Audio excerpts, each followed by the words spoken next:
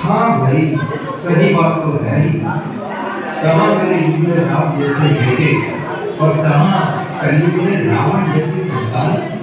कहाँ मेरे युग में संस्कारों का बाहुल्य और कहाँ इस कलयुग की संस्कार।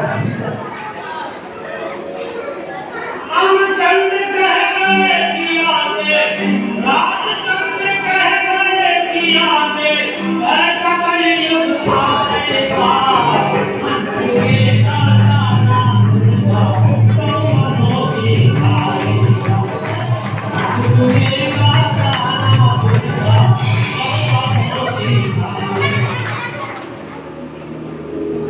तुम यहाँ क्या करने आए हो? अभी तो मेरा बहुत समय बाकी है। मैं कलयुग में होने वाली संतानों को अय्यास बना दूंगा, अय्यास, जिद्दी, घमंडी, माँ बाप की अवहेलना करने वाले। मैं उनकी बुद्धि को ऐसी बना दूंगा कि वो संस्कारों से दूर भागेंगे, दूर। और मैं इसका खूब मजा लूंगा। तुम्हारे दिन गए बाबा, जाओ आराम करो, आराम।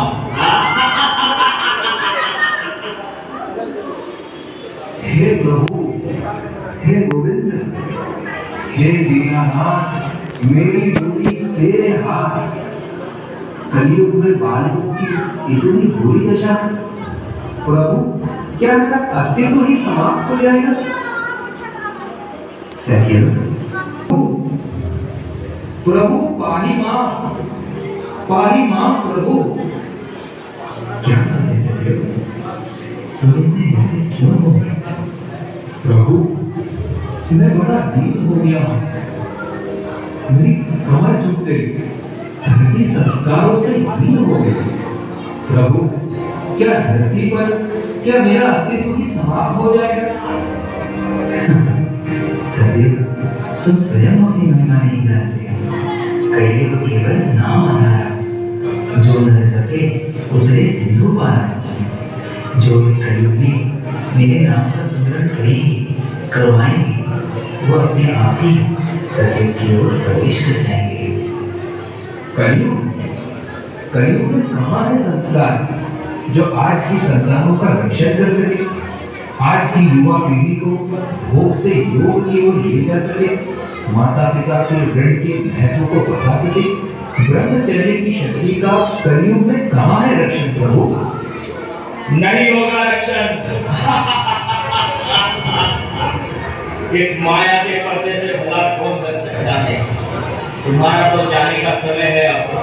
देखो देखो मेरे राज में संतानें क्या क्या कर रही हैं।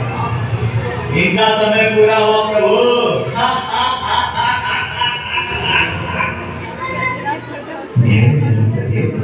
धैर्य धरो। तुम्हें कलयुग में भी आने वाले भाग्यशाली जन हैं जो धरती पर तुम्हारे अस्तित्व की रक्षा कर रहे हैं और अपना भाग्य भी बना रहे हैं। प्रभु, कलयुग में भी मुझे बनाए रखने वाले कौन दिव्य आत्माएं हैं? प्रभु, जरा मुझे भी ऐसे साधुजनों का दर्शन करवाकर कृतार्थ कीजिए। तुम्हें ऐसे संतुष्टि नहीं होगी। चलो धरती पर हम स्वयं तुम्हें दिखाते हैं। प्रभु और सत्य बाबा चले धरती की ओर उन दिव्य आत्माओं का दर्शन करने। कौन है ये दिव्य आत्माएं? आइए देखते हैं। देखो सत्य, देखो धरती पर तुम्हारा अस्तित्व कैसे कायम है। इन धरती के देवों को देखो जो कलयुग में भी सजीव का वातावरण बनाए हुए हैं और अपने गुरु का यश घर घर फैलाकर अपना जीवन धन्य बना रहे हैं। इनके पुण्यों का तोड़ तो मेरे पास भी नहीं। वाह प्रभु, बाल संस्कार केंद्र, योगोपच संस्कार, मातृपितृ पूजन, विद्यार्थी शिविर। वाह प्रभु, मैं तो धन्य हो गया। अगर ये दैविक कार्य ऐसे ही चलते रहे तो मेरा अस्तित्व धरती से कभी समाप्त नहीं होगा। प्रभु, तुम्हारा कल्याण हो। ये बाल संस्कार सभा में तो मेरे मंसूबों पर काली फेर। अब कैसे मैं अपना प्रभाव जमा पाऊंगा? परंतु प्रभु, मेरे मन में एक शंका उठ रही है। अच्छा, अभी शंका बाकी है? क्या केवल इन बाल संस्कार सभाओं के चलने से बच्चों का कल्याण हो जाएगा? सत्य, आज की संतानों का कल्याण केवल इसी से होगा, क्योंकि कलयुग में इसके चारों ओर केवल अंधकार ही अंधकार है और संस्कार ही अपराध कर्म कर सकते हैं। बच्चे गीली मिट्टी की तरह कोमल होते हैं, उन्हें बाल्यकाल में आप जैसा चाहो वैसा आकार दे सकते हो। प्राणी मात्र मेरा ही स्वरूप है।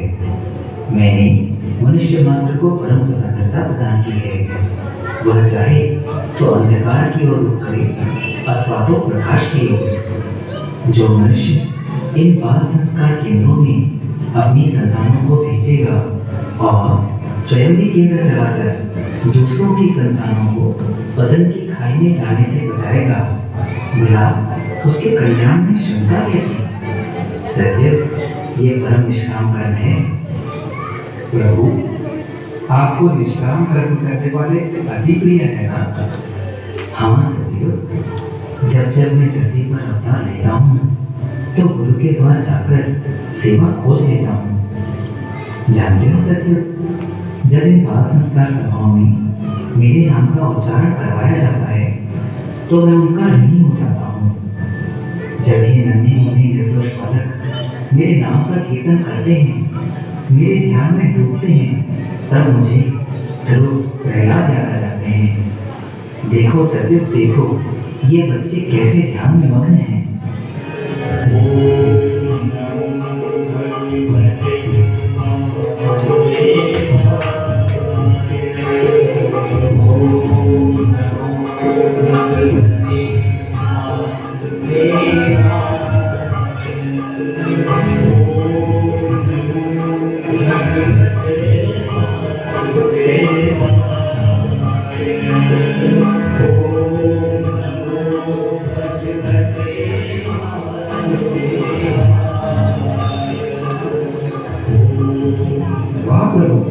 इन्हें देखकर तो ऐसा लगता है कि मैं भी नन्हा बालक बनकर इनकी सभा में बैठ जाऊं।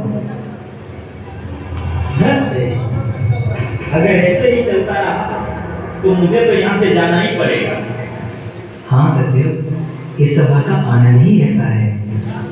इसलिए मैं धरती के देवों पर अति प्रसन्न हूँ, जो इस घोर कलिकाल में भी बच्चों को नई दिशा दे रही हैं। आने वाले कुछ समय में सत्य तुम्हारा ही राज्य होगा। मेरे शिष्यत्व काल का ये अनुभव रहा है कि आप अपने गुरु की सेवा में जितनी शक्ति का उपयोग करोगे उतनी ही अधिक दिव्य शक्ति आप में प्रवाहित होगी।